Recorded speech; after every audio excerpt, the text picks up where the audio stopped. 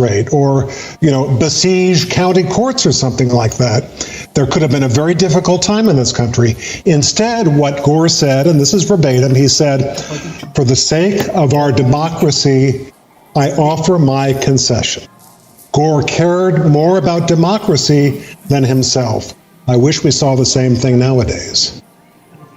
Stephen Douglas loses to Abraham Lincoln, doesn't concede once, but you told our producers toured the South to concede.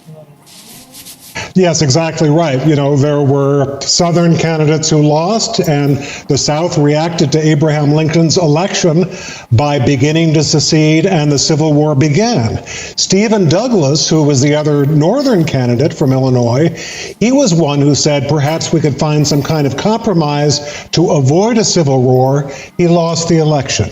He didn't go home and sulk.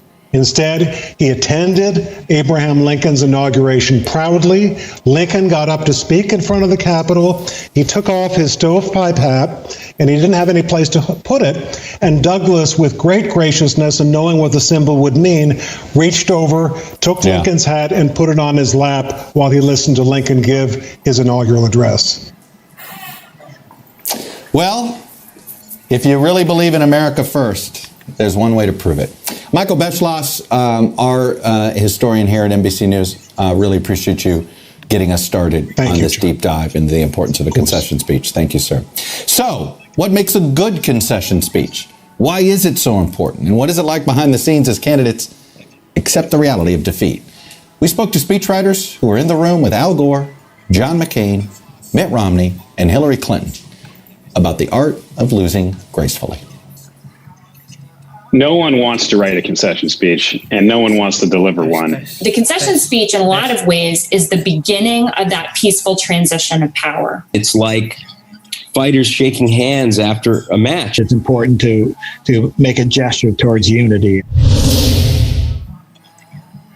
The concession is really a way of putting a cap on an election. It's a way of punctuating this experience. I think it's important to be gracious, no matter who it is, and to unify the country. It's an opportunity to speak to a broad national audience that maybe will hear you in a different way than they would have heard you in the heat of the campaign. It legitimizes the president-elect, and it tries to heal over, I think, some of the divisions between the two competing camps.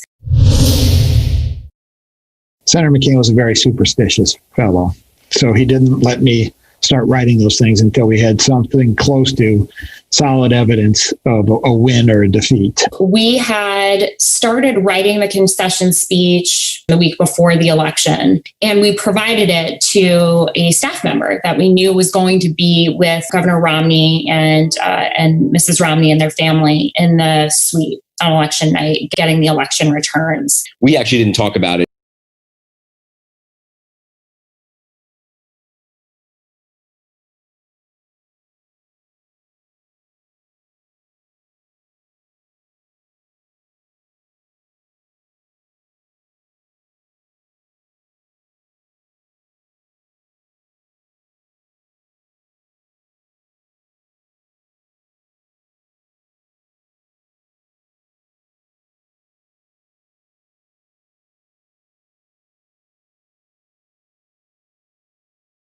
Speaking off the cuff and from the heart. The real election night in Nashville, Tennessee in 2000, Gore sort of came up to me and said, "Do you have a speech ready?"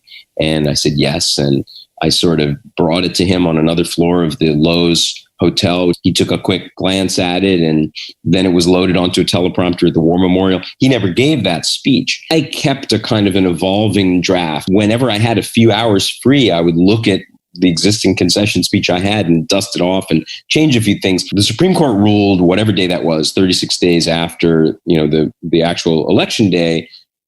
And I did show up at his house that morning with a draft. We came back to her very early in the morning, 5, 6 a.m., and sat down with her again. And she said, "I want to speak directly to the women and girls who invested so much in my candidacy and in the future of what this could have meant. and who might be particularly in need of hope and reassurance right now. And that's where the line in her speech came from. And to all the little girls who are watching this, never doubt that you are valuable and powerful and deserving of every chance and opportunity in the world. He wanted to recognize the cultural and historical significance of Obama's win. He wanted to be very upfront about it. Several times he referred to him as my president. I wish Godspeed to the man who was my former opponent and will be my president. He's my president. He's your president. He's all our president.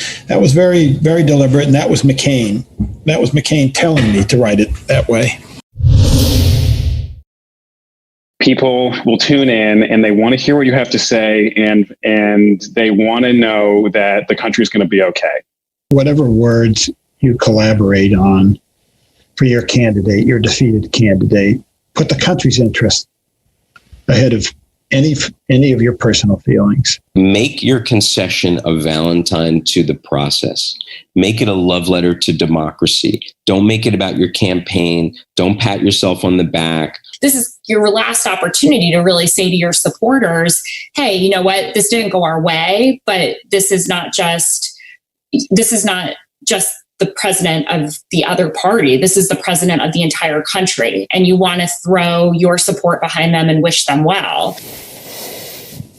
And joining me now is Peggy Noonan, columnist for the Wall Street Journal and a former speechwriter for President Ronald Reagan, and now, of course, an NBC News political analyst, and also former speechwriter Mike Barnicle. You may see him on quite a few mornings on your television. But before Mike became a columnist, before he became an analyst, he also was a speechwriter. Mike and Peggy, I could think of no two people I wanted to have this conversation with, the two of you, and you both said yes, so thank you for that. Peggy, let me start with you. A love letter to democracy. I thought, boy, that is, what it also says to me is that these concession speeches can be real character MRIs for people sometimes after the fact. Yeah, I think that's true. I got to tell you, I was not able to see the picture, was only hearing the audio, and the sheer eloquence of everybody who has been on in the past 10 or 15 minutes has been fabulous. The speechwriters, Michael Beschloss. So it was really just lovely to listen to. Concession speeches ought to be a love letter to democracy. You know, a concession marks the fact, it underlines the fact that somebody won and somebody lost, and a contest is over because the people